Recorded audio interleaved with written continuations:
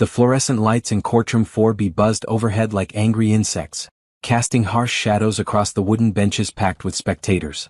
Zara Henderson sat ramrod straight in the front row, her hands protectively cradling her 7-month belly, trying to ignore the whispers and stares directed her way. Her navy blue maternity dress, once her favorite, now felt like a spotlight announcing her vulnerability to everyone in the room. Across the aisle, Cameron sat with his lawyer, his face a mask of cold indifference. The man who used to rub her feet when they were swollen, who painted the nursery yellow because they wanted to be surprised, now looked at her like she was a stranger. Worse than a stranger, like she was an obstacle to be removed. But it was the woman sitting 2 rows behind Cameron who made Zara's stomach churn with more than morning sickness. Brianna Walsh perched on the edge of her seat like a predator watching wounded prey, her glossy lips curved in a smile that never reached her eyes. She wore a fitted red dress that hugged her own obviously pregnant belly, a deliberate choice that screamed defiance. Her manicured fingers drummed against her designer purse as she watched the proceedings with the satisfaction of someone who believed they had already won. "Your Honor," Cameron's lawyer, Mr. Peterson, was saying, his voice echoing in the formal chamber, "my client has been more than generous in his settlement offer. Mrs. Henderson is clearly unable to provide the stable environment these children will need." Children. Plural. The word hit Zara like a physical blow. Cameron's child growing inside her, and supposedly his child growing inside Brianna. The woman who had destroyed her marriage was now carrying what Cameron claimed was his baby, conceived while Zara was dealing with her difficult pregnancy and bed rest orders from her doctor. Judge Martinez, a stern woman in her 60s with silver hair pulled back severely, looked over her glasses at the paperwork spread before her. "Mr. Peterson, your client is seeking full custody of the unborn child, spousal support termination, and division of assets that heavily favors your client. Can you explain how this serves the best interests of all parties involved?" Zara's lawyer, Patricia Mills, stood up. She was a fierce woman in her 50s who had built her reputation defending women in difficult divorces. "Your Honor, Mr. Henderson has been systematically hiding assets and income for months while his pregnant wife has been unable to work due to medical complications. He abandoned his wife and unborn child to move in with his pregnant mistress, whom he now wishes to marry." The word mistress hung in the air like a toxic cloud. Zara felt her cheeks burn with shame, not for anything she had done, but for the public airing of her most private pain. She caught Brianna's eye for just a moment, and the other woman's smirk widened. Brianna actually looked pleased that she was being called Cameron's mistress in open court.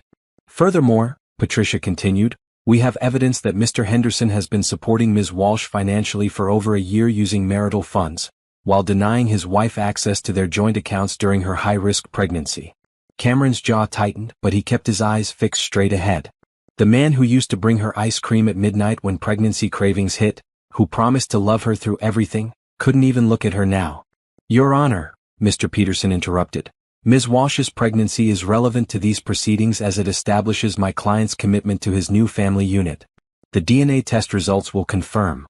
"The DNA test results are sealed pending today's revelation," Judge Martinez said firmly. "And I'll remind everyone present that this is a custody and asset division hearing, not a paternity case." Zara's hands trembled as she tried to steady her breathing. The baby inside her kicked hard as if sensing her distress. She had been having contractions on and off all morning, but Patricia had assured her they were probably just Braxton Hicks contractions brought on by stress. The doctor had cleared her to attend the hearing, but now she wasn't so sure that was wise. The fluorescent lights seemed to flicker more intensely, and the voices of the lawyers began to fade in and out like a badly tuned radio. Sweat beaded on Zara's forehead despite the courthouse's aggressive air conditioning. She gripped the wooden bench in front of her, trying to focus on the judge's words, but they seemed to be coming from underwater. "Mrs. Henderson has been nothing but cooperative throughout this process," Patricia was saying, "while Mr. Henderson has shown a complete disregard for his responsibilities as a husband and expectant father." Behind her, Zara heard Brianna whisper something to the woman next to her, followed by a cruel laugh. The sound cut through her like glass. This woman, this stranger, was laughing at her pain while carrying what she claimed was Cameron's child. The room began to spin. Zara's vision blurred at the edges, and she felt a sharp pain shoot through her abdomen. She tried to call out to Patricia, but no sound came from her throat. The last thing she saw before everything went black was Brianna's face, that satisfied smile growing wider as Zara's world collapsed around her. The sound of her body hitting the floor echoed through the silent courtroom like a gunshot. 3 months earlier, Zara Henderson had been living what she thought was a fairy tale. She stood in the kitchen of their suburban home, humming softly as she stirred pancake batter, one hand resting on her 4-month bump. The morning sun streamed through the yellow curtains she had picked out when they first bought the house 5 years ago, painting everything in a golden glow that made her feel like the luckiest woman alive. Cameron had left early for his construction company, kissing her forehead and whispering, "Take care of my babies," before heading out. Babies, plural, because they had been talking about having more children after this one. They had their whole future planned out. The nursery Cameron was building himself, the family vacations, maybe even a bigger house someday. His phone buzzed on the counter where he had forgotten it, and Zara glanced over with a smile. Cameron was always forgetting something: his phone, his keys, his lunch. It was one of the things she loved about him, how scattered he could be despite being so focused at work. The phone buzzed again and again. Finally, worried it might be an emergency with one of his job sites, Zara picked it up. She knew his passcode, their wedding anniversary, and had never felt guilty about using it before. They had no secrets, or so she thought. "Can't wait to feel you inside me again," read the text from someone named B. "Last night was incredible. When are you leaving her?" Zara's hand froze over the phone screen. The pancake batter dropped from her other hand, splattering across the kitchen floor she had just mopped.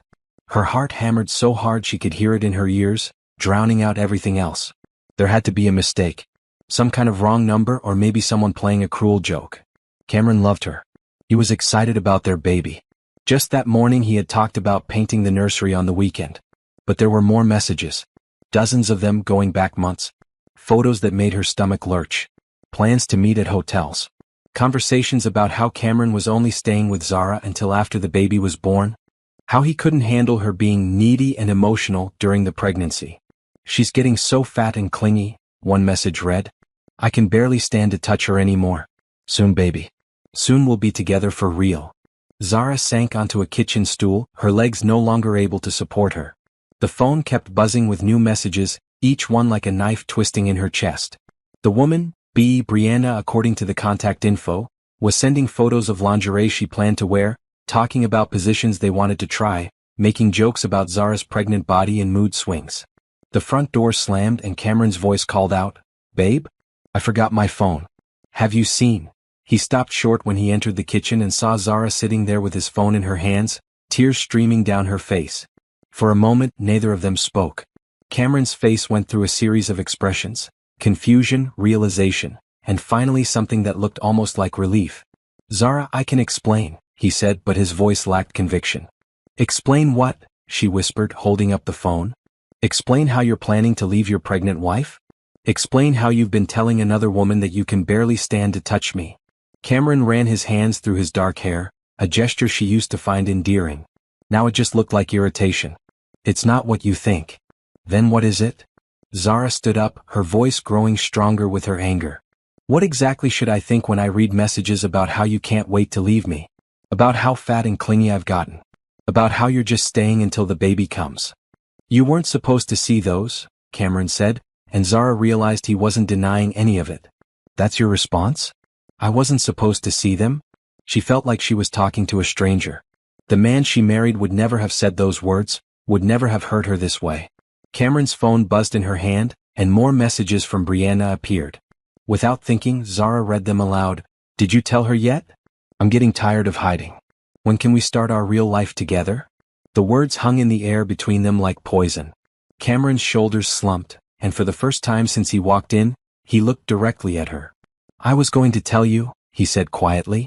"After the baby was born. I didn't want the stress to hurt the pregnancy." "How considerate," Zara said, her voice dripping with sarcasm she had never used with him before. "So you were just going to let me think everything was fine while you planned your exit strategy?" "It's not like that," Cameron protested, but his heart wasn't in it. "Things between us haven't been good for a while, Zara. You have to admit that. Because I've been pregnant and scared and needed your support?" Zara's voice cracked. "Because I've been tired and emotional while growing your child?" "You've been impossible to please," Cameron said, his voice getting harder. "Everything I do is wrong. You criticize how I load the dishwasher, how I drive, how I talk to your mother. I feel like I'm walking on eggshells in my own house." Zara stared at him in disbelief. "So you decided to have an affair instead of talking to me about it? Instead of trying to work through normal relationship problems?" "Brianna understands me," Cameron said, and the name hit Zara like a physical blow. She appreciates me. She doesn't make me feel like a failure every day. Brianna, Zara repeated. How long, Cameron? How long have you been with her? Cameron looked away. 8 months. 8 months. Zara did the math quickly.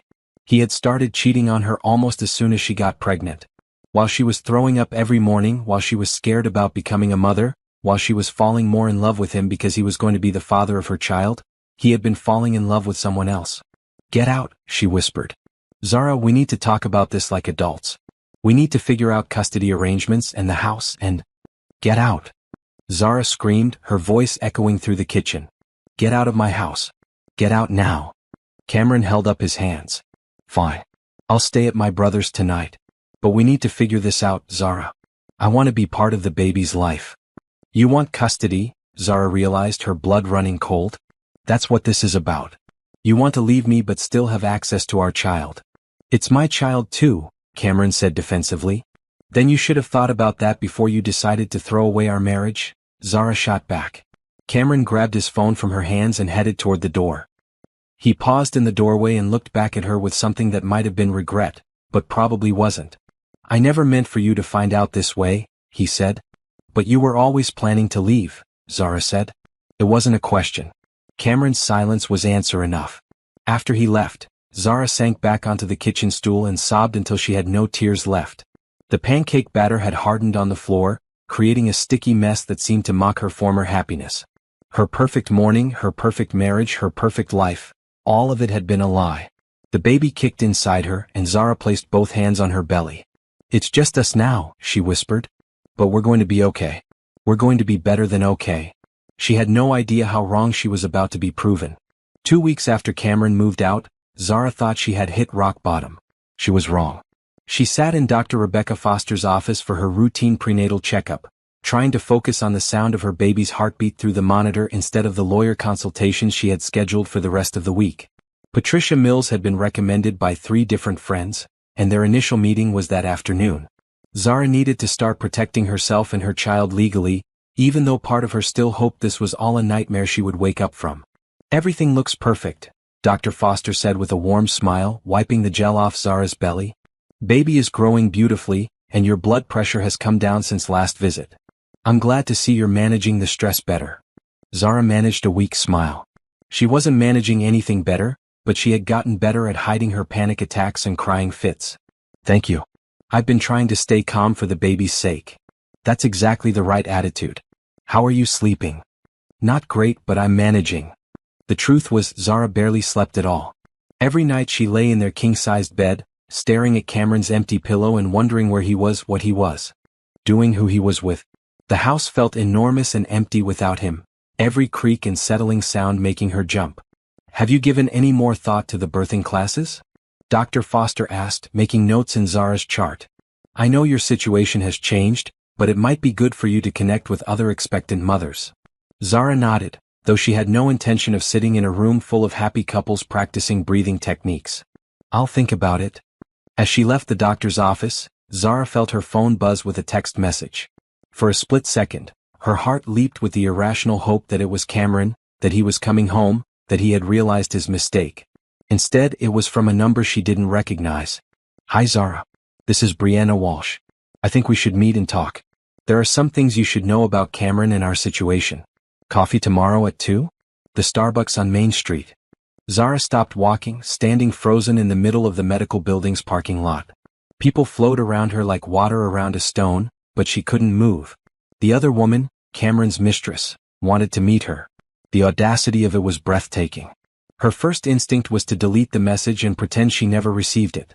But something held her back. Maybe it was curiosity, or maybe it was the need to see her replacement face to face, to understand what Cameron had chosen over her in their marriage. Against her better judgment, Zara texted back, "Fine. 2 p.m. She spent the rest of that day and the entire next morning in a state of nervous energy, changing her outfit 3 times and practicing what she would say. By the time she walked into Starbucks at exactly 2 p.m., she had worked herself into a state of barely controlled anxiety. Brianna was already there, sitting at a corner table with what looked like a chai latte, one hand resting on her obviously pregnant stomach. She was beautiful in a way that Zara's pregnant, emotional brain immediately catalogued as everything she was not: sleek blonde hair, perfect makeup, fitted clothes that somehow made her pregnancy look glamorous instead of exhausting. Zara? Brianna stood up with a smile that seemed genuine, which somehow made everything worse. Thank you so much for coming. I know this must be incredibly difficult for you. Zara sat down across from her, declining Brianna's offer to buy her a drink. What do you want? I want us to be able to get along, Brianna said, settling back into her chair with a grace that Zara envied. Our children are going to be half-siblings after all. Cameron talks about you all the time and I just thought. He talks about me? Zara interrupted, hating how desperate her voice sounded. Oh yes, constantly. He feels terrible about how everything happened. We both do. Brianna's expression shifted to something that might have been sympathy. We never meant for it to go this far. How far? Zara asked, though she dreaded the answer. Brianna looked down at her belly and back up at Zara. I'm 5 months along. Due in December. The words hit Zara like a physical blow. If Brianna was 5 months pregnant, that meant she conceived in July. Zara had gotten pregnant in March. Cameron had been cheating on his pregnant wife and gotten his mistress pregnant while Zara was dealing with morning sickness and first trimester exhaustion. 5 months, Zara repeated numbly. I know it's shocking, Brianna said, reaching across the table as if to touch Zara's hand. Zara jerked away. But I want you to know that Cameron loves both his children equally. He's going to be a wonderful father to both babies. Both babies. The phrase felt foreign in Zara's mouth. She had spent 5 months thinking about her baby, their baby, the child that would complete their little family. Now there would be 2 babies, 2 children splitting Cameron's attention and resources. I know this is hard to hear, Brianna continued, but Cameron and I are planning to get married as soon as your divorce is finalized. We want to give our baby a stable home environment. Our baby? Zara's voice rose several octaves, drawing stares from other customers. Your baby. My baby has a stable home environment, with me. Of course, Brianna said quickly. I didn't mean to imply otherwise. Cameron wants to be involved in both children's lives. He's already started setting up a nursery at our place. The casual way she said, our place, made Zara's stomach turn. Cameron had been living with this woman, playing house, setting up nurseries while Zara sat alone in their empty house wondering what she had done wrong. I thought you should hear it from me instead of finding out some other way, Brianna continued. Cameron was worried about telling you while you're still pregnant. He doesn't want to stress you out. How considerate of both of you, Zara said, standing up abruptly. Is there anything else you wanted to share? Any other ways Cameron has been planning his new life while lying to me? Brianna looked genuinely surprised by Zara's anger, which somehow made it worse. I was hoping we could be friends. For the children's sake. Friends? Zara laughed, a harsh sound that made several people turn to look. You want to be friends with the woman whose husband you stole? Whose marriage you destroyed? I didn't steal anyone, Brianna said, her voice getting defensive for the first time. Cameron made his own choices. He told me your marriage was already over in everything but name. He told you that while I was pregnant with his child? He told me you two barely talked anymore, that you were always angry with him, that you made him feel unwanted in his own home. Each word was like a slap. Zara thought about all the nights she had tried to initiate conversation with Cameron, only to be met with one-word responses while he scrolled through his phone. She thought about how exhausted she had been, how much she had needed his support, how his emotional distance had made her feel needy and desperate for his attention. And you believed him, Zara said. I believe the man I love, Brianna replied. The man who's going to marry me and raise our children together. Zara felt something inside her chest crack open. Not break, she was already broken. This was something deeper, something that would leave a permanent scar. Cameron wasn't coming back. He had never been coming back. While she had been hoping for reconciliation, he had been building a new life with someone else. I hope you're very happy together, Zara said, gathering her purse and standing to leave. Zara, wait, Brianna called after her. I really do want us to get along. Our children. Don't, Zara said without turning around. Don't talk to me about my child again. As she walked out of the coffee shop, Zara heard Brianna call something else after her, but she couldn't make out the words over the roaring in her ears. She made it to her car before the tears came, great gasping sobs that shook her whole body. Her phone rang and she saw Cameron's name on the screen. For the first time since he had left, she didn't answer. Instead, she turned off her phone and drove home to their empty house, where she sat in the nursery Cameron had been building and cried for the future she had lost. When she finally called him back hours later, his first words were, "Brianna told me you two met. Is it true?" Zara asked without preamble. "Is she really pregnant with your baby?" The pause before he answered told her everything she needed to know. "Yes," he said quietly. "I'm sorry you found out that way. I wanted to tell you myself." "When?" Zara asked. "When exactly were you planning to tell your pregnant wife that you got another woman pregnant?" "After the baby was born," Cameron admitted. "I didn't want to stress you out while you're carrying our child." "Our child?" Zara repeated. Singular. "Because apparently our child now has to share their father with another baby." "It doesn't have to change anything between us," Cameron said, though they both knew he was lying. "It changes everything," Zara said and hung up. That night, she called Patricia Mills and moved their appointment up to the next morning. She also called a locksmith and had the locks changed on her house. If Cameron wanted to build a new life with someone else, he could do it without access to the home they had shared. By the time she went to bed, Zara had made a decision. She wasn't going to be the pitiful abandoned wife anymore. She was going to fight for herself and her child. She had no idea how dirty that fight was about to get. Patricia Mills was everything Zara had hoped for in a lawyer: sharp, experienced, and completely unsympathetic to cheating husbands. Her law office was decorated with framed diplomas and photos of her with various judges and politicians, a clear message that she was serious about her work and good at it. "So let me make sure I understand this correctly," Patricia said, reviewing the notes she had taken during Zara's explanation. "Your husband of 6 years left you while you were 4 months pregnant to move in with a woman who is also pregnant with his child?" "That's correct," Zara said, surprised by how calm her voice sounded. She had cried so much over the past month that she seemed to have run out of tears, at least temporarily. "And he wants shared custody of your child but full control of the marital assets?" "He says the house is too big for just me and the baby. He wants to sell it and split the proceeds, but he also wants me to move out before the baby is born so I'm not settled anywhere when we go to court." Patricia snorted, a sound that somehow managed to be both ladylike and derisive. Classic manipulation tactic. Make you seem unstable and rootless while he plays house with his pregnant girlfriend in what I assume is a very stable-looking situation. Zara nodded. She had driven past the apartment complex where Cameron was now living with Brianna, a modern development with a pool and gym that looked like it was marketed to young professionals starting families. "What assets are we talking about?" Patricia asked, pulling out a legal pad. "The house is worth about $400,000. We owe $200 on the mortgage. Cameron owns Henderson Construction with his brother Tyler. Last I knew, the business was worth around $600,000, but Cameron says it's struggling and might not be worth anything by the time we divorce." "Convenient timing," Patricia said dryly. "What about retirement accounts, savings, investments?" Zara felt her cheeks heat up. "I don't really know. Cameron always handled the finances. I know we have a joint checking account with maybe $15,000 in it, but he removed me from the business accounts last month." "He removed you from accounts during the divorce proceedings?" Patricia's voice sharpened. "That's a huge red flag. What about credit cards, other debt?" "Everything is in both our names, but like I said, Cameron handled all of that. I was working as a teacher until I went on bed rest 3 weeks ago, but my salary was only $35,000 a year." Patricia made more notes, her expression growing grimmer. "Zara, I need to be honest with you. Your husband has been planning this divorce for a while, and he's been smart about it.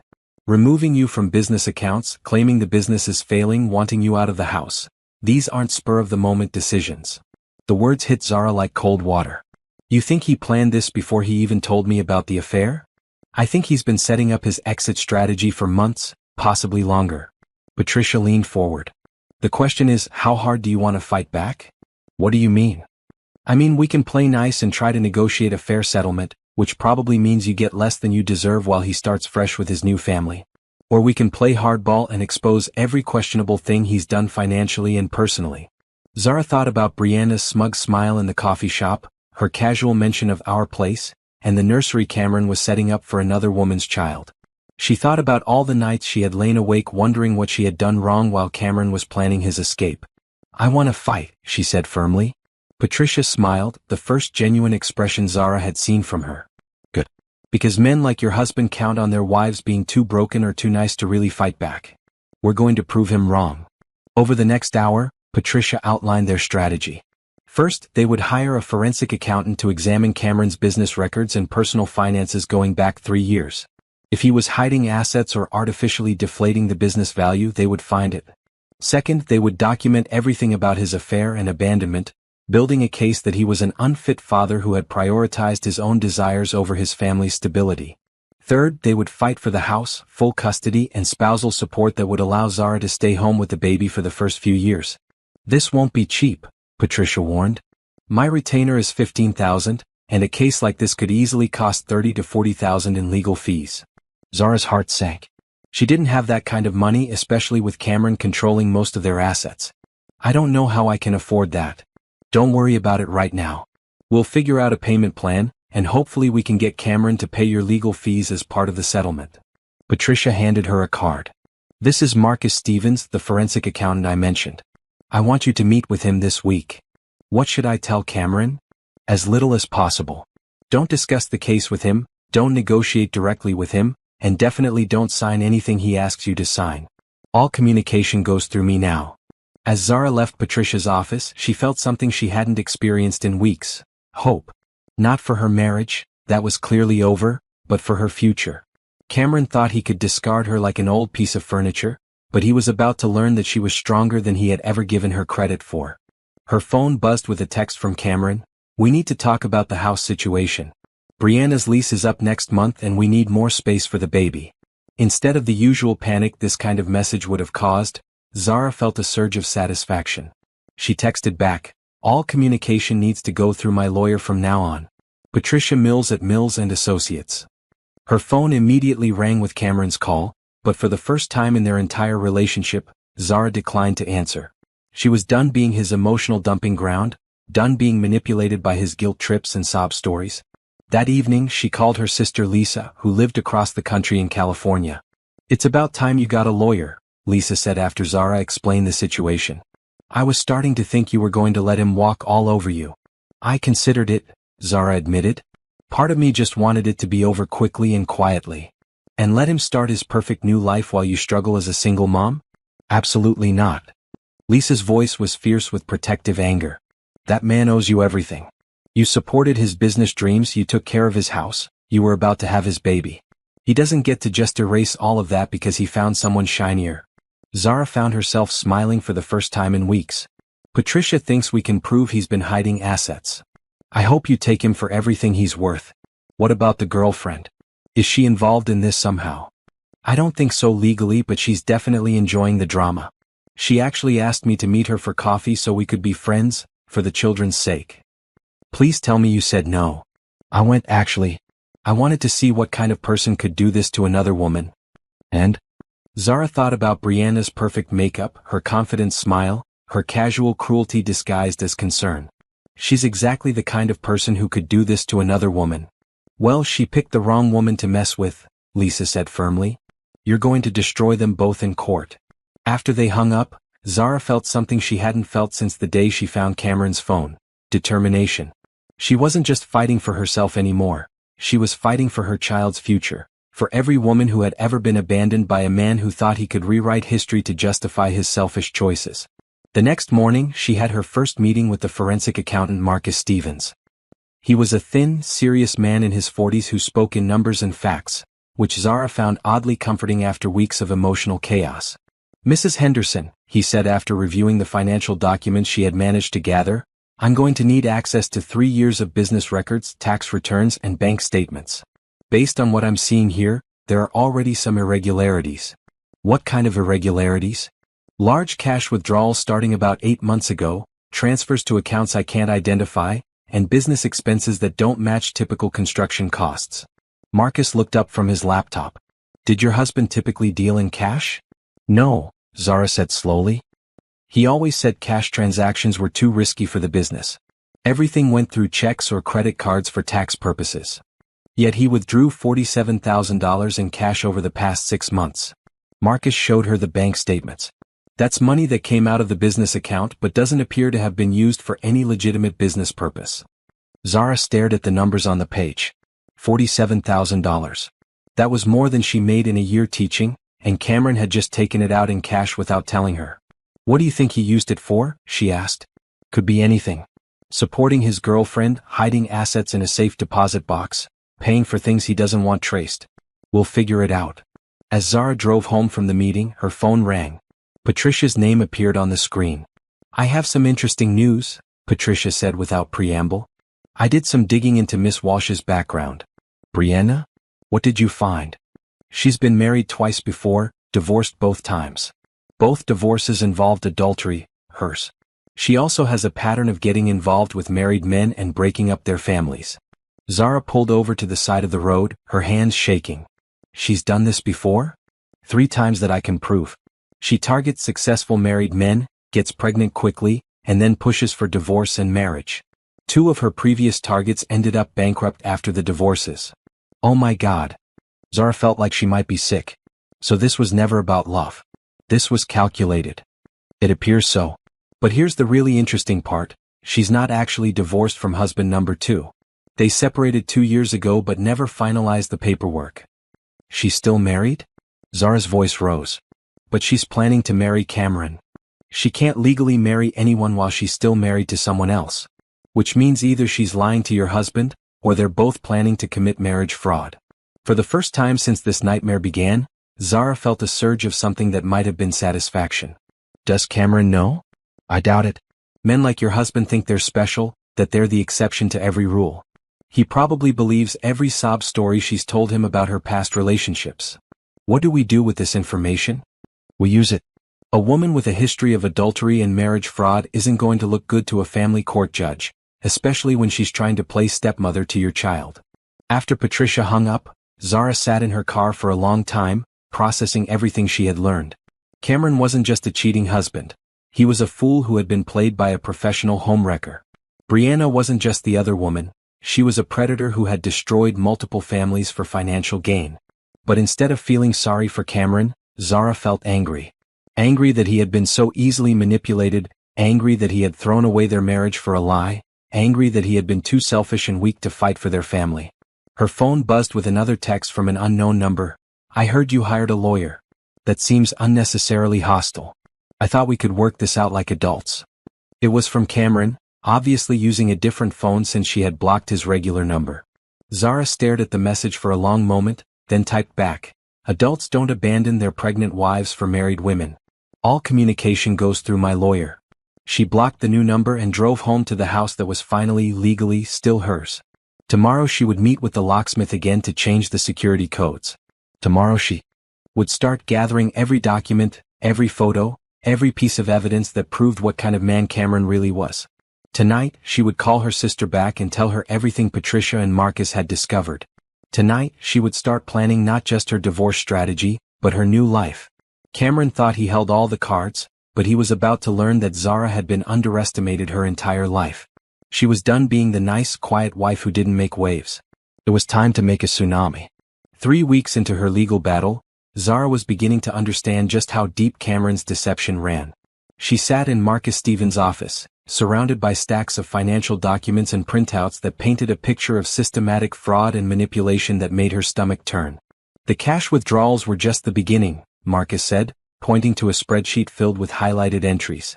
"Your husband has been funneling money out of the business and your joint accounts for over a year. Look at this." He showed her a series of transactions that made no sense to her untrained eye, but his explanation was crystal clear. Cameron had been creating fake business expenses, inflating the costs of materials and labor, then pocketing the difference.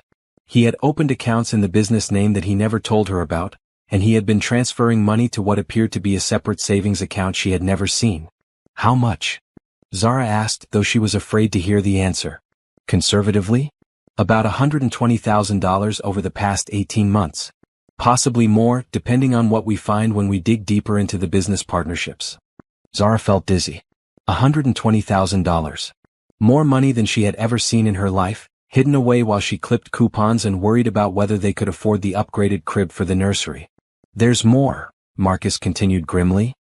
"He's been paying for an apartment lease for 8 months, not the one where he's living now with Miss Walsh, but a different one. Cash payments, no paper trail except for the bank withdrawals that matched the dates." "A different apartment?" Zara tried to process this information. Why would he need 2 apartments? Could be a love nest, could be where he's storing assets, could be both. "We're going to find out." Marcus handed her another set of papers. These are credit card statements from a card you didn't know about. Take a look at the purchases. Zara scanned the statements, her confusion growing with each entry. Expensive dinners at restaurants she had never heard of, hotel stays, jewelry purchases, clothing from high-end stores. The dates went back over a year, long before Cameron had supposedly started his affair with Brianna. "This doesn't make sense," she said slowly. "If he was spending this money on Brianna, why are some of these charges from 13 months ago? She said they've only been together for 8 months. Exactly, Marcus said with the satisfaction of someone who had caught a liar in their lie. Either Miss Walsh is lying about the timeline, or your husband was supporting multiple women, or both. The room felt like it was spinning. Zara gripped the arms of her chair and tried to breathe deeply. Multiple women? I can't prove that yet, but the spending patterns suggest your husband has been living a double life for much longer than either of you realized. These aren't the financial records of a man who had one affair. These are the records of a man who's been systematically deceiving his wife about virtually everything. Zara's phone buzzed with a call from Patricia. She answered it immediately, desperate for some kind of guidance in the chaos her life had become. Zara, where are you right now? Patricia's voice was urgent. I'm at Marcus's office reviewing the financial records. Patricia, it's so much worse than we thought. I know Marcus filled me in, but we have a bigger problem. Brianna Walsh just filed a restraining order against you. What? Zara's voice came out as a squeak. A restraining order? For what? She's claiming you've been harassing her, following her, and threatening her and her unborn child. She says she's afraid for her safety and the safety of her baby. That's insane. Zara stood up so quickly she knocked over her chair. I haven't even spoken to her since that coffee meeting weeks ago. I believe you, but she's provided the court with text messages that supposedly show a pattern of threatening behavior. Can you think of anything you might have sent that could be twisted to look threatening? Zara racked her brain, trying to remember every interaction she had had with Brianna. Nothing. I blocked her number after our coffee meeting. I haven't contacted her at all. The hearing is tomorrow morning.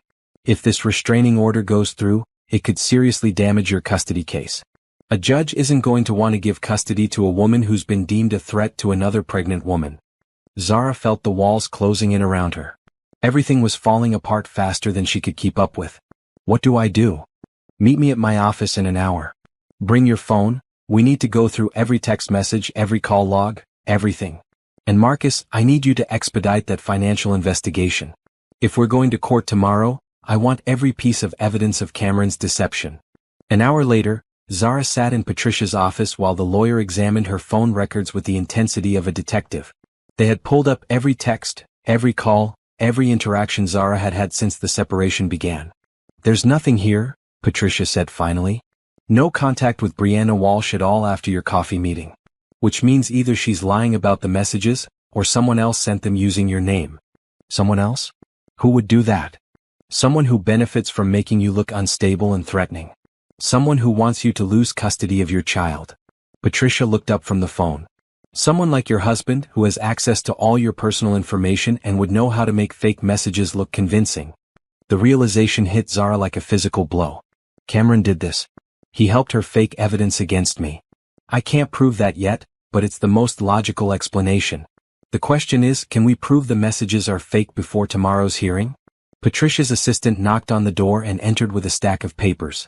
The documents you requested from the phone company, she said, setting them on the desk. Patricia immediately began comparing the phone records with the screenshots Brianna had provided to the court. After several minutes of intense concentration, she looked up with a smile that was genuinely triumphant. Got her, she said. The messages she claims you sent? According to your phone company records, your phone was turned off at the time they were supposedly sent. You were at your doctor's appointment, remember? They ask all patients to turn off their phones during ultrasounds. Zara felt a surge of relief so intense she almost started crying. So we can prove they're fake? We can prove you didn't send them from your phone. Whether we can prove who actually created them is another question, but it's enough to get the restraining order dismissed. What about everything else? The financial stuff Marcus found, Cameron's lies about the business, all of it. Patricia leaned back in her chair, and for the first time since Zara had met her, the lawyer looked almost excited. Zara, your husband hasn't just committed adultery and abandoned his family. He's committed fraud, perjury, and possibly identity theft. By the time we're done with him, he's going to wish he had never heard the name Brianna Walsh. And Brianna? Oh, she's going down too. Filing a false restraining order is a crime. So is fabricating evidence. So is interfering with a custody case. Patricia started organizing the papers on her desk. Tomorrow morning, we're going to walk into that courtroom and destroy both of them. That night, Zara sat in her nursery, surrounded by the baby furniture Cameron had assembled during happier times, and tried to process everything that had happened. Her husband wasn't just unfaithful, he was a criminal. The woman he had left her for wasn't just a homewrecker. She was willing to destroy Zara's life and relationship with her child to get what she wanted. But for the first time in months, Zara felt powerful.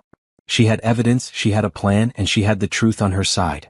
Cameron and Brianna had underestimated her, thinking she would be too broken and too scared to fight back effectively. Tomorrow they would learn how wrong they had been. Her baby kicked hard against her ribs as if agreeing with her determination. "Don't worry, little one," Zara whispered, placing her hands on her belly. "Mommy's going to make sure you're safe and protected. And the people who tried to hurt us are going to pay for what they've done." She had never meant anything more in her life. The next morning's restraining order hearing was Zara's first taste of what the divorce trial would be like, and it was both better and worse than she had expected. Better because Patricia demolished Brianna's fake evidence with surgical precision, worse because she got her first clear look at how far Cameron was willing to go to destroy her. He sat next to Brianna in the courtroom, his face a mask of concern and righteousness that Zara barely recognized. This wasn't the man who used to make her laugh until she cried, who built her bookshelves and remembered her favorite coffee order. This was a stranger wearing Cameron's face, and the transformation was more frightening than any anger or hatred would have been. "Your Honor," Patricia said, presenting the phone records with the confidence of someone who had already won. "These records clearly show that my client's phone was powered off during the time these alleged threatening messages were sent. Furthermore, the messages were sent from an IP address that traces back to Miss Walsh's apartment complex, not my client's home." Judge Torres, a middle-aged woman with sharp eyes and no patience for nonsense, examined the evidence with growing irritation. "Miss Walsh, do you have an explanation for how messages from Mrs. Henderson's phone number were sent while her phone was turned off?" Brianna looked genuinely confused, which almost made Zara feel sorry for her until she remembered this woman had tried to have her arrested. "I don't understand technology very well, Your Honor. I just know I received threatening messages from her number." "Mr. Henderson," the judge turned to Cameron, "did you have any involvement in these messages?" Cameron's jaw tightened almost imperceptibly, but his voice was steady when he answered. "No, Your Honor. I've been trying to keep the peace between Zara and Brianna for the sake of our children." It was the first time Zara had heard him lie so smoothly in court, and it chilled her to the bone. The man she had married would have turned red and stuttered if he tried to lie about what he had for breakfast. This Cameron looked the judge straight in the eye and lied as easily as breathing. "Well, someone created these fake messages," Judge Torres said dryly. "And I don't appreciate having my courtroom used for what appears to be a scheme to manipulate custody proceedings. Miss Walsh, your restraining order is denied. Furthermore, I'm referring this matter to the District Attorney's Office for investigation of possible perjury and filing false reports." The color drained from Brianna's face so quickly Zara thought she might faint. Cameron's mask slipped for just a moment, revealing a flash of the panic underneath. "Your Honor," Brianna's lawyer said quickly, "my client was acting in good faith based on what she believed to be legitimate threats." "Your client provided fabricated evidence to this court," Judge Torres interrupted. "That's not good faith, that's fraud." Court dismissed. As they filed out of the courtroom, Zara caught Cameron's eye for just a moment. Instead of shame or regret, she saw something that looked like hatred. The realization that her husband, the father of her unborn child, actually hated her was almost too much to bear. "That went better than I expected," Patricia said once they were in the hallway. "Having a judge call out their lies on the record is going to be very useful in the divorce proceedings." "Did you see Cameron's face?" Zara asked. "He looked like he wanted to kill me." "Good. Angry people make mistakes and we need them to make a lot more mistakes before we're done with them." As they walked toward the parking garage, a woman approached them hesitantly. She was in her 30s, well-dressed, with the kind of nervous energy that suggested she had been debating whether to approach them. "Excuse me," she said, looking directly at Zara. "Are you Zara Henderson?" Zara immediately tensed, wondering if this was another one of Cameron's schemes. "Yes. My name is Rachel Martinez. I used to work for Henderson Construction." She glanced around nervously.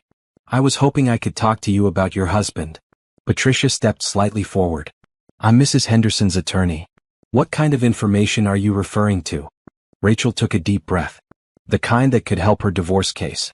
Cameron Henderson is not the man he pretends to be, and I have proof. An hour later, they were seated in a coffee shop across from the courthouse, listening to Rachel tell a story that made everything Zara thought she knew about her marriage look like a fairy tale. I worked as Cameron's secretary for 3 years until about 6 months ago, Rachel said, stirring her coffee nervously. I quit when I realized what he was doing to you and how many other women he was manipulating. Other women? Zara felt her heart sink. How many others? At least 4 that I know of, probably more. Brianna wasn't his first affair, and she wasn't the first woman he got pregnant. The coffee shop suddenly felt too warm, too crowded, too loud. Zara gripped her cup with both hands to keep them from shaking. He got other women pregnant? 2 others. One had a miscarriage, the other had an abortion when she found out he was married. He promised both of them he was going to leave you, just like he promised Brianna. Patricia was taking notes rapidly. Do you have names, dates, any documentation? Some. I kept copies of his calendar appointments, and some of the women contacted the office looking for him. I also have records of him using company funds to pay for hotel rooms, gifts, even medical bills for one of the women. Medical bills? The abortion I mentioned. He paid for it with a company check, claimed it was a medical consultation for a work-related injury. Rachel looked directly at Zara. I'm so sorry. I should have told you sooner, but I was afraid of losing my job. Why are you telling me now? Zara asked. Because I saw the court records about the restraining order, and I realized he's trying to destroy you completely. I have a daughter, and I keep thinking about what I would want someone to do if my husband was doing this to me. Patricia leaned forward. Rachel, would you be willing to testify about what you witnessed during your employment? Yes. I'll do whatever it takes to help Zara. She reached into her purse and pulled out a flash drive. These are copies of everything I kept. Calendars, financial records, emails, voicemails from the other women. I know it's probably illegal for me to have kept them, but I had a feeling someone would need them someday. You may have just saved my client's life, Patricia said seriously. And possibly her child's future. As Rachel left to return to work, promising to be available for a full deposition the following week, Zara sat in stunned silence. Everything she thought she knew about her marriage, her husband, her life, had been a lie. Cameron hadn't just cheated on her. He had been systematically deceiving her for years while manipulating multiple women. How did I not know? She asked Patricia. How was I so blind? Because you trusted him. Because you loved him. Because he was careful to keep his other life separate from his life with you. Patricia touched her arm gently. This isn't your fault, Zara. None of this is your fault. But I should have seen the signs. The late nights, the business trips, the way he started treating me during my pregnancy. He's a sociopath, Patricia said bluntly. He's probably been practicing deception his entire adult life. You couldn't have known because he didn't want you to know, and he's very good at lying. Zara's phone buzzed with a text from an unknown number. You're making a big mistake going after me in court. You have no idea what I'm capable of. She showed the message to Patricia, who immediately screenshotted it and saved the number. Well, Patricia said with grim satisfaction, now he's threatening you directly. That's going to look great to a family court judge. I'm scared, Zara admitted. If he's capable of all this deception and manipulation, what else might he do?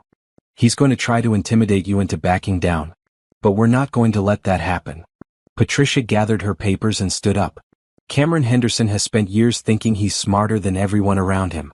It's time to show him how wrong he is. That evening, Zara called her sister Lisa and told her everything Rachel had revealed. By the time she finished, both women were crying. Zara from grief and shock, Lisa from fury. I'm flying out there, Lisa said immediately. You shouldn't be alone while dealing with this. You don't have to. Yes, I do. You're my sister and you're carrying my niece or nephew, and some sociopath is trying to destroy your life. I'll be there tomorrow. After they hung up, Zara sat in her quiet house and tried to process the fact that she had never really known the man she had married. The Cameron she had fallen in love with, who had proposed to her on a beach at sunset, who had cried when they saw their baby's first ultrasound, that man had never existed. But she was real. Her baby was real. Her determination to protect both of them from Cameron's manipulation was real. Tomorrow she would start building a new life based on truth instead of lies. Tonight, she would allow herself to mourn for the marriage and the man she had lost, even though neither had ever been what she thought they were. The battle was far from over, but for the first time since this nightmare began, Zara felt like she might actually win. With less than a week until the final court hearing, Zara's house had been transformed into a war room. Her sister Lisa had arrived from California and immediately taken over the dining room table, covering it with legal documents, financial records, and sticky notes in 3 different colors representing different aspects of their case. "Okay," Lisa said, looking up from the laptop where she had been organizing Rachel's evidence files. "We have documented proof of at least 6 affairs, financial fraud totaling over $100,000, and fake evidence filed in court. How is Cameron even still walking around free?" "Because rich men don't get arrested for cheating and lying," Patricia said from her seat at the table, where she was preparing her opening statement. "But they do lose everything in divorce court, which is exactly what's going to happen." Zara sat in the living room, her feet propped up on the coffee table and an ice pack on her lower back. At 8 months pregnant, the stress and activity of the past few weeks had taken a physical toll that couldn't be ignored anymore. Dr. Foster had warned her that too much stress could trigger early labor, but Zara couldn't afford to slow down now. "Tell me about the witness list again," she said to Patricia. "Rachel will testify about what she observed during her employment. The affairs, the financial irregularities, Cameron's pattern of manipulation. The forensic accountant will present his findings about the hidden assets and fraudulent business expenses. Dr. Foster will testify about your fitness as a parent and the impact Cameron's abandonment has had on your health during the pregnancy. What about the other women Cameron was involved with? 2 of them have agreed to testify via video conference. They're both terrified of him, but they want to help you. Their testimony will establish a pattern of behavior that shows Cameron can't be trusted with custody of a child." Lisa looked up from her laptop. "I still can't believe he got 2 other women pregnant and just disposed of them when it became inconvenient." "It's going to be powerful testimony," Patricia agreed, "especially combined with the financial evidence. We're going to paint a picture of a man who systematically deceives and abandons the women in his life, including the mothers of his children." Zara's phone buzzed with another text from an unknown number. Over the past week, she had received dozens of messages from different numbers, some threatening, some pleading, some trying to convince her to drop the case and work things out privately. Patricia had screenshotted them all for evidence. This message was different. "I know what you're planning for court. It won't work. I have information about you that will destroy your credibility. Drop the case or face the consequences." "Another threat," Zara said, handing the phone to Patricia. "He's getting desperate." "Good." Patricia added the screenshot to her file. Desperate people make even bigger mistakes. That evening, Lisa cooked dinner while Zara tried to rest on the couch, but her mind kept racing through everything that could go wrong at the hearing. What if the judge didn't believe Rachel's testimony? What if Cameron's lawyer found some way to discredit the financial evidence? What if the fake restraining order incident made her look vindictive instead of victimized? "Stop spiraling," Lisa said, appearing with a plate of pasta. "You're going to make yourself sick." "I can't help it. This is my whole future we're talking about. My baby's future. And you're going to win because you have the truth on your side. Cameron has lies, manipulation, and fake evidence. You have documentation, witnesses, and a paper trail that proves everything." Zara picked at her food, her appetite non-existent despite knowing she needed to eat for the baby's sake. "What if I'm wrong? What if the judge thinks I'm just a bitter ex-wife trying to get revenge?" "Then that judge is an idiot," Lisa said firmly. "And Patricia will appeal the decision. But that's not going to happen because what Cameron did to you isn't revenge fantasy, it's documented fact." The next morning brought an unexpected visitor.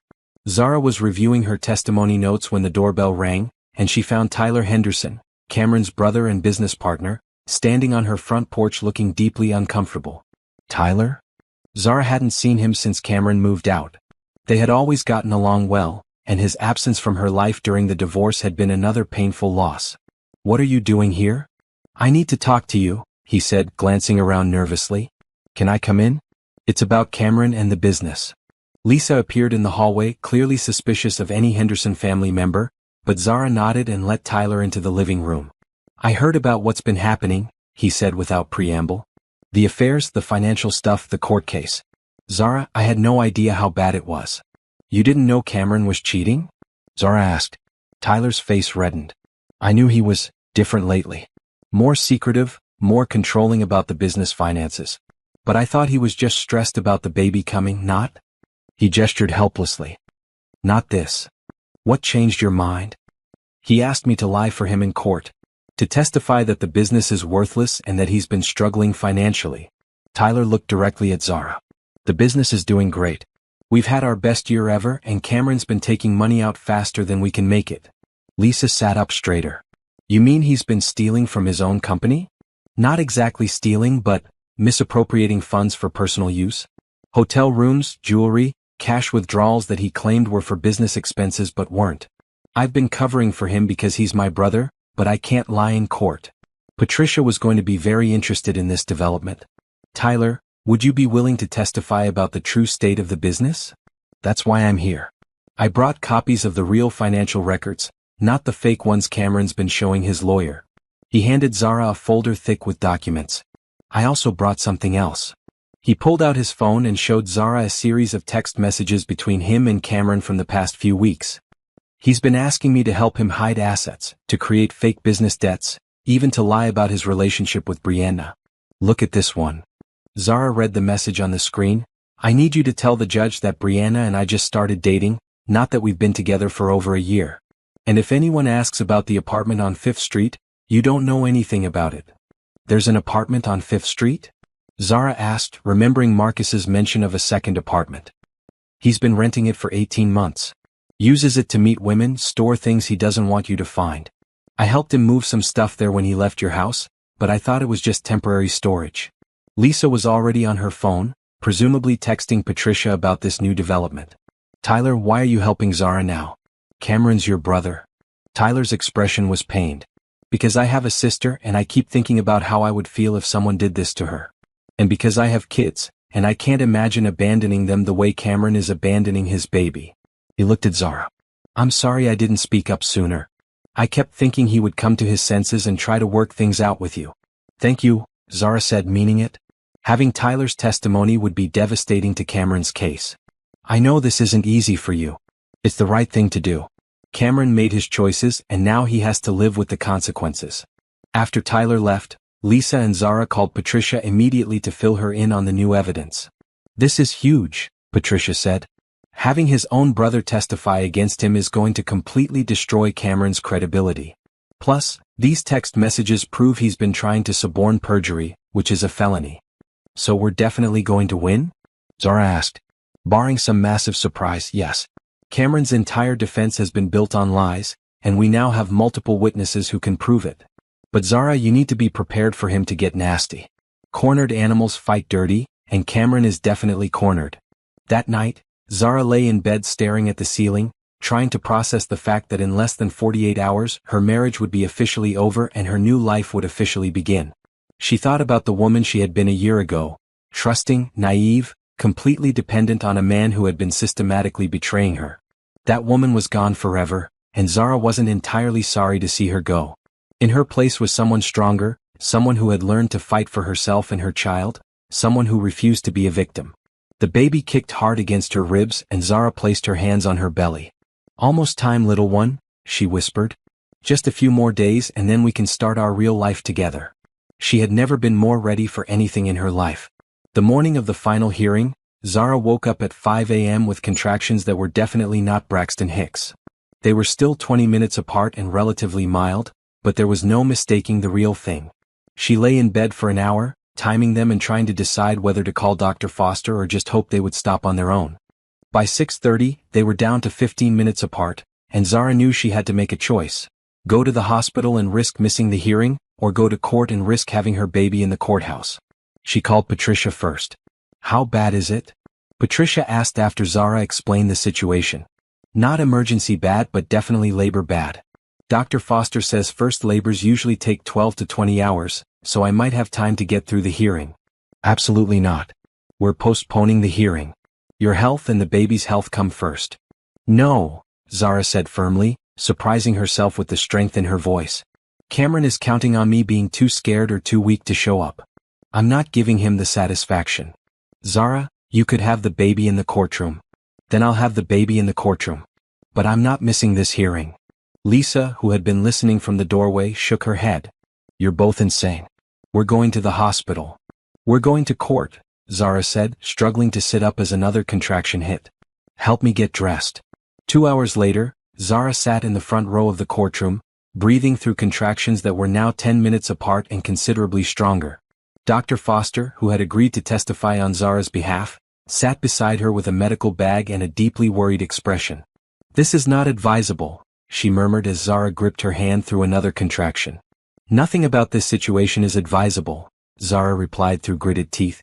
Across the aisle, Cameron sat with his lawyer, occasionally glancing over with what might have been concern but was probably just annoyance that his pregnant ex-wife was creating a scene. Brianna was conspicuously absent, which Patricia said was smart on her lawyer's part given the pending perjury investigation. Judge Martinez entered the courtroom with her usual stern expression, but her eyes widened slightly when she saw Zara's obvious distress. "Mrs. Henderson," the judge said with genuine concern, "are you in labor?" "Yes, Your Honor," Zara managed to say between deep breaths. "But I'm here and ready to proceed. Perhaps we should postpone?" "No, Your Honor," Zara interrupted, then quickly added, "I apologize for interrupting, but I've been waiting months for this hearing. I don't want to delay justice any longer." Judge Martinez looked impressed despite herself. "Very well.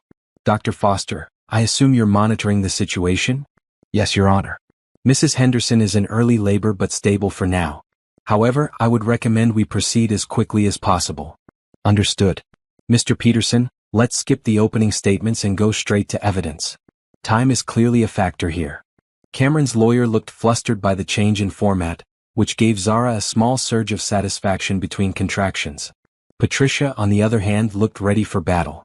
"Your Honor," Patricia began, "the evidence will show that Mr. Henderson has systematically defrauded his wife, abandoned his pregnant family for a serial adulteress, and attempted to manipulate these proceedings through perjury and fabricated evidence." She presented the financial documents first, walking the judge through Marcus's findings with clinical precision. The hidden accounts, the fake business expenses, the cash withdrawals that totaled more than most people made in a year, all of it laid out in black and white. "Furthermore," Patricia continued, "Mr. Henderson's brother Tyler will testify that my client's husband asked him to lie under oath about the state of their business." Tyler took the witness stand looking deeply uncomfortable but determined. His testimony was devastating in its quiet honesty. He confirmed that Henderson Construction was thriving, that Cameron had been taking money for personal use, and that he had been asked to perjure himself in court. "Did your brother explain why he needed you to lie about the business finances?" Patricia asked. "He said if the judge knew how much money the business was really making, Zara would get too much in the divorce settlement," Tyler answered. "He said she didn't deserve half of what he had built." "What he had built?" Patricia repeated. "Wasn't the business started with money from Mrs. Henderson's inheritance from her grandmother?" Cameron's lawyer objected, but Tyler had already nodded. "Yes. Zara put her inheritance, about $50,000, into the business when they first got married. Without that money we never could have gotten started."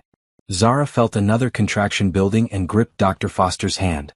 Across the aisle, Cameron's face was growing redder with each revelation. Rachel took the stand next, her voice shaking but her facts rock solid. She detailed the affairs, the pattern of manipulation, the way Cameron had used company resources to support multiple mistresses while his pregnant wife clipped coupons at home. "How many women did you observe Mr. Henderson having relationships with during your employment?" Patricia asked. "At least 6 that I knew about for certain, probably more. He was very careful but not careful enough."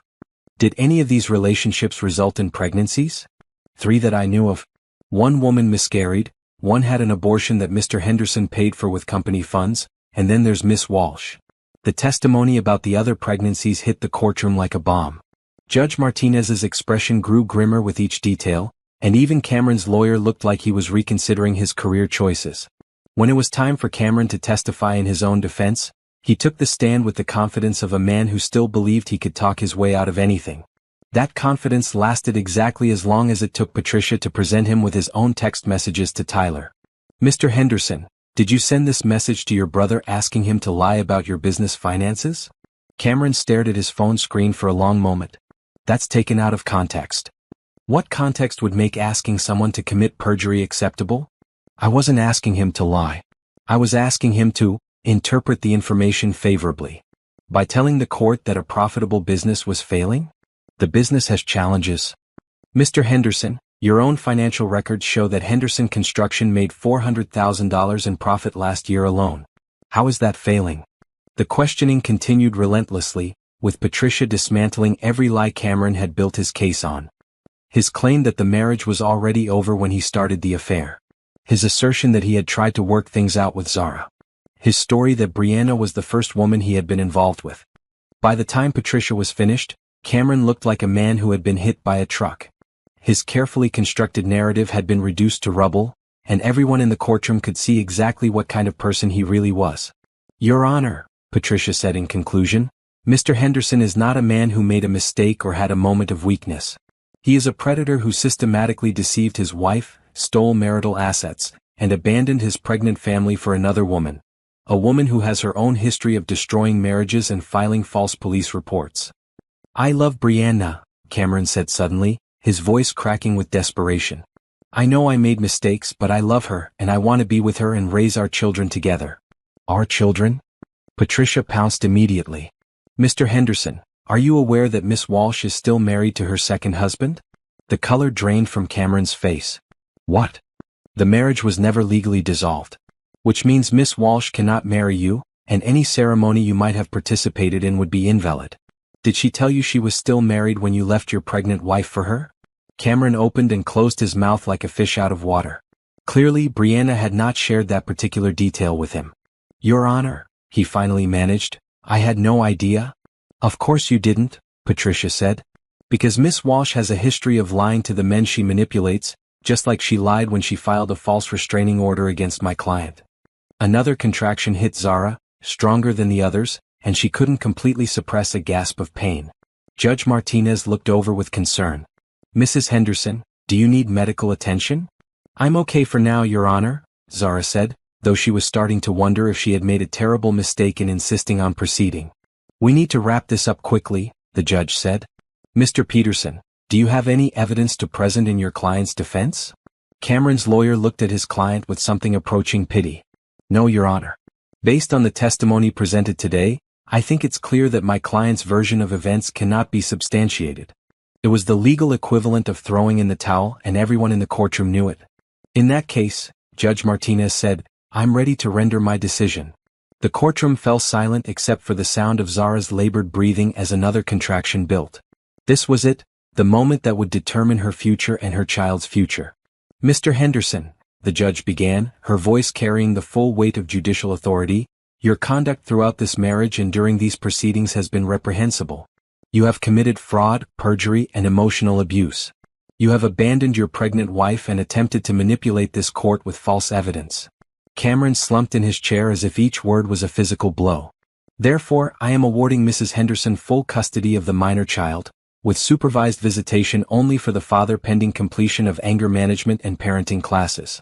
Mrs. Henderson will retain the marital home and receive spousal support in the amount of $4,000 per month for 5 years. Zara felt tears streaming down her face, but they were tears of relief and victory rather than pain. "Furthermore," Judge Martinez continued, "Mr. Henderson will be responsible for all of Mrs. Henderson's legal fees and medical expenses. The business assets will be divided equally, but Mr. Henderson must reimburse the marital estate for all funds that were improperly withdrawn." "Your Honor," Cameron's lawyer tried to interject, but the judge held up her hand. "I'm not finished. Mr. Henderson, I am also referring this case to the District Attorney's Office for investigation of potential criminal charges related to fraud and perjury. And I want to be very clear, any attempt to contact Mrs. Henderson outside of the approved visitation schedule will result in immediate contempt of court charges." It was more than Zara had dared to hope for. Complete victory, vindication, and financial security for her and her baby. As the judge dismissed court, Zara felt the strongest contraction yet grip her abdomen. This one didn't fade like the others, it built and built until she couldn't breathe through it. "Dr. Foster," she gasped, and suddenly the courtroom erupted in controlled chaos as the doctor quickly examined her. "We need to get to the hospital now," Dr. Foster said urgently. "This baby is coming today." As Lisa helped her toward the exit, Zara caught sight of Cameron sitting alone at the defendant's table, staring at nothing.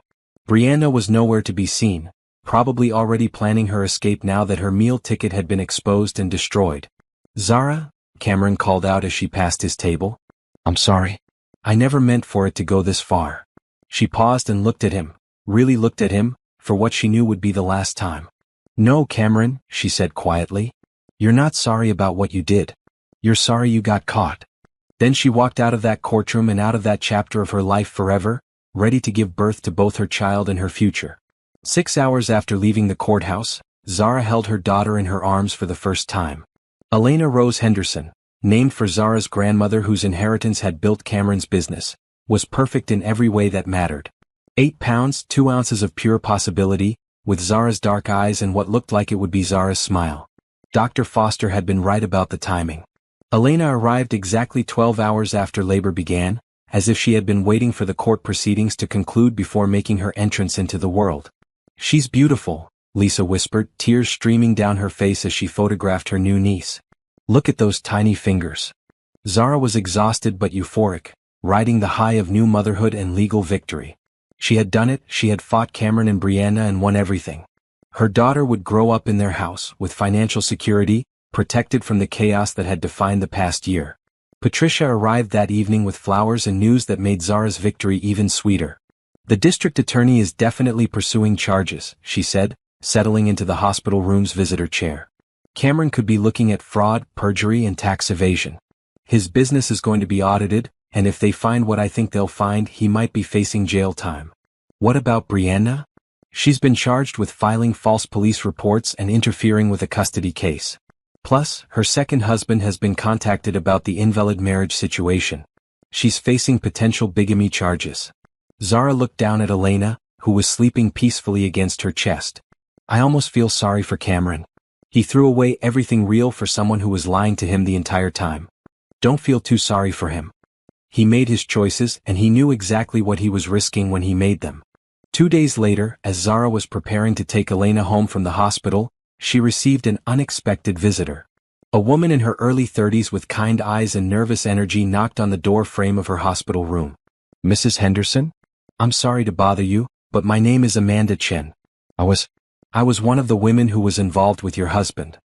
Zara's first instinct was to ask her to leave, but something in the woman's demeanor made her pause. Come in, she said quietly. Amanda entered hesitantly, carrying a large manila envelope. I wanted to apologize in person for my part in what happened to you. I know that doesn't make up for anything, but I needed you to know that I'm sorry. You don't owe me an apology, Zara said, surprising herself. Cameron lied to you just like he lied to me. He told me you two were separated, that the divorce was already in progress. I never would have gotten involved if I had known you were still together and pregnant. Amanda's voice was thick with guilt. When I found out the truth, I ended things immediately. Was he planning to leave me for you too? Amanda nodded miserably. He said the same things to me that he probably said to all the others.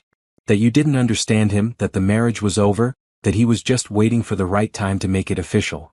Zara shifted Elena to her other arm, marveling at how this conversation would have destroyed her a year ago but now just felt like confirmation of what she already knew.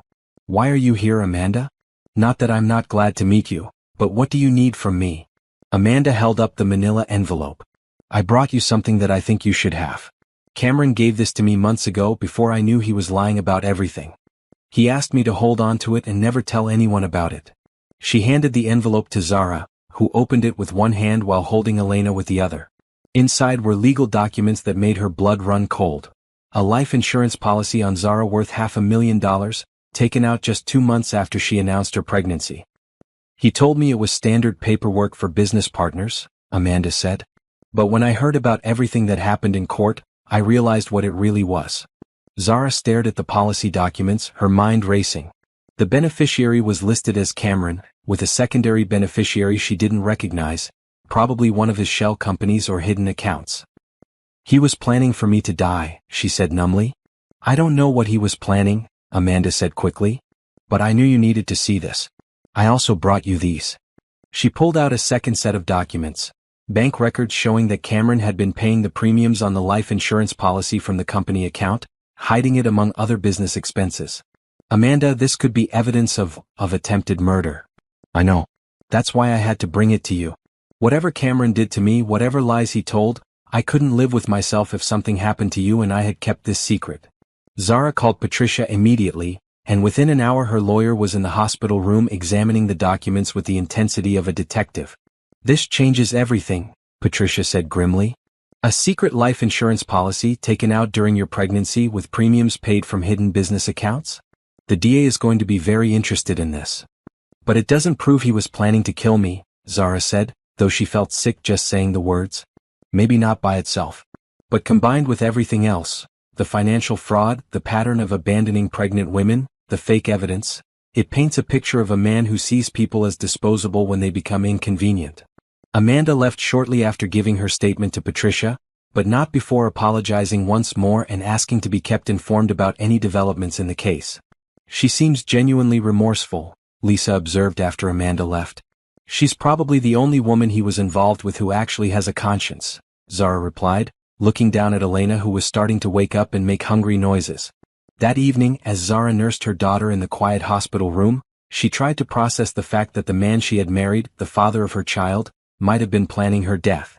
The thought was so surreal, so far removed from the life she thought she had been living, that it felt like something from a movie rather than her actual experience. Her phone buzzed with a call from an unknown number, and she almost declined it automatically. At the last second she decided to answer. Zara? It was Brianna, her voice shaky and desperate. Please don't hang up. I need to talk to you. I have nothing to say to you. Please. Just listen for 1 minute. I'm at the police station. They've arrested Cameron. Zara's heart stopped. Arrested? For what? Murder conspiracy. Insurance fraud. They found records of him researching ways to make pregnancy deaths look natural. Zara, I'm so sorry. I had no idea what kind of person he really was. The phone slipped from Zara's nerveless fingers, clattering to the floor as the full impact of Brianna's words hit her. Cameron hadn't just been planning to leave her and take their child. He had been planning to kill her and collect the insurance money. Lisa picked up the phone and ended the call, then immediately called Patricia while Zara sat in stunned silence, holding Elena and trying to breathe. It's over, Lisa said after getting off the phone with the lawyer. The police found everything on Cameron's computer. Research into pregnancy complications, insurance fraud schemes, even contact information for people who do things for money. Zara looked down at Elena, who was gazing up at her with those perfect dark eyes, completely oblivious to the evil her father had planned. We're safe now, she whispered to her daughter. We're finally safe.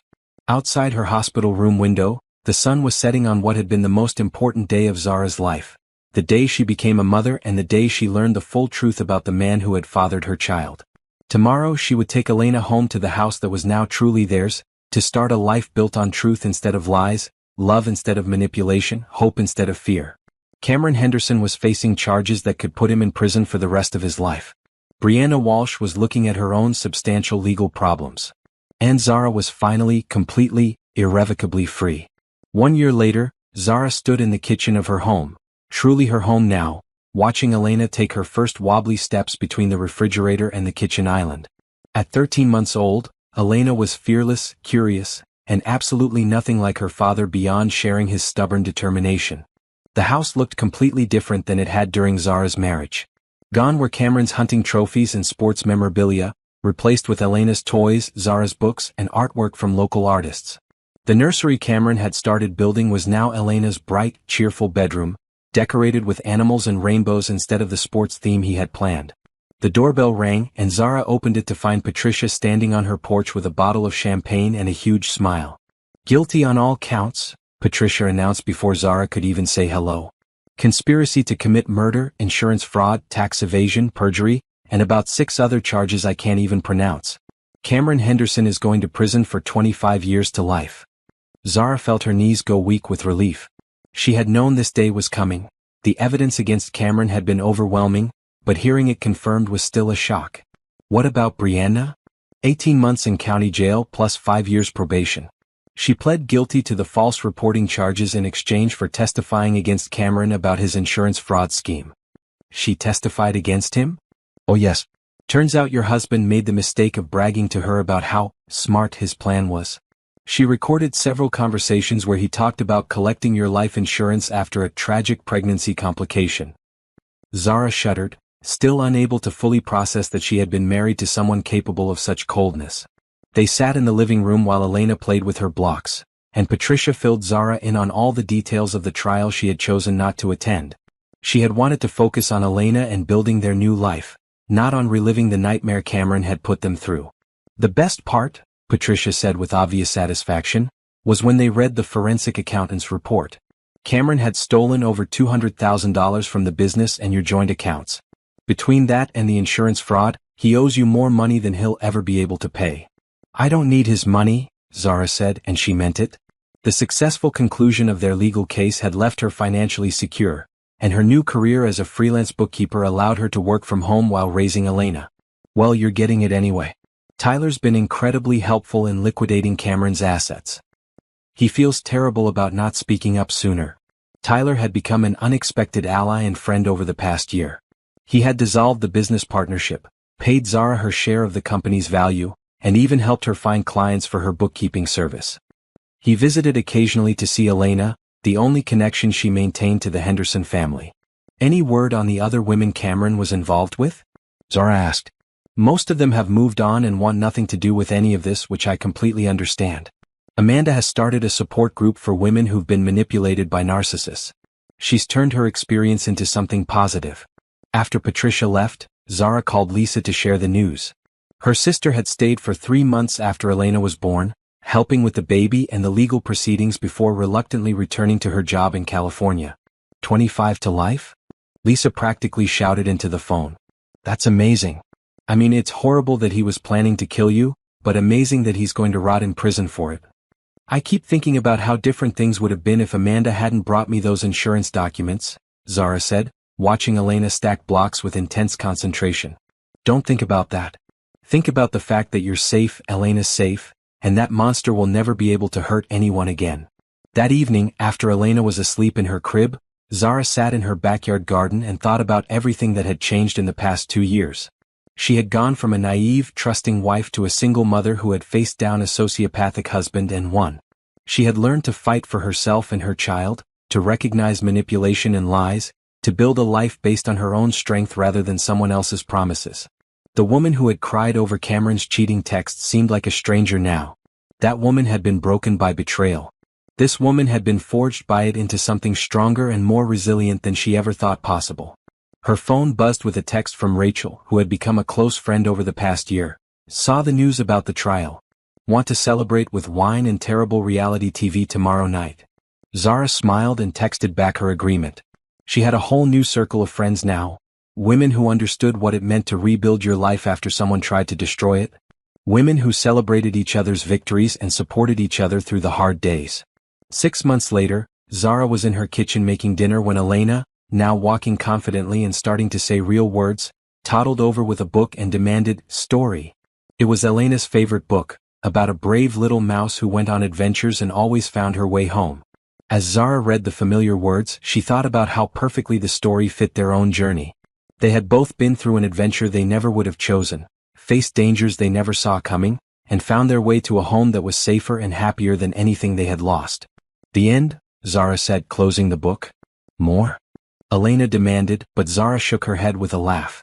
"No more stories tonight, baby girl. Time for dinner."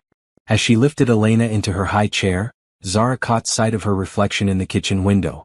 She looked older than she had 2 years ago, but not in a bad way. She looked like someone who had been tested and come through stronger. Someone who had faced her worst nightmare and survived it. Someone who was ready for whatever came next. Outside, the sun was setting on another peaceful day in their quiet neighborhood. Tomorrow, Elena would learn new words, take more confident steps, discover more of the world around her. Tomorrow, Zara would work with her clients, tend her garden, maybe call Tyler to set up a playdate between Elena and his kids. Tomorrow would be just another day in their new life. A life built on truth, sustained by love, and protected by the strength Zara had discovered she possessed all along. The phone rang, but for the first time in 2 years, Zara didn't feel a spike of anxiety when she answered an unknown call. "Is this Zara Henderson?" the voice on the other end asked.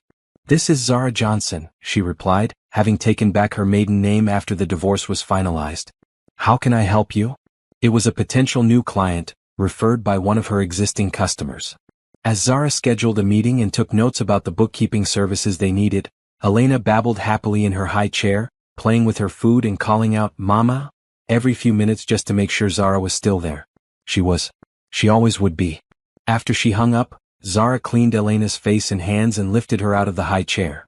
Together, they walked to the living room window and looked out at their quiet street, their safe neighborhood, their peaceful life. "We did it, baby girl," Zara whispered, holding her daughter close. We made it through the storm and now we get to enjoy the sunshine.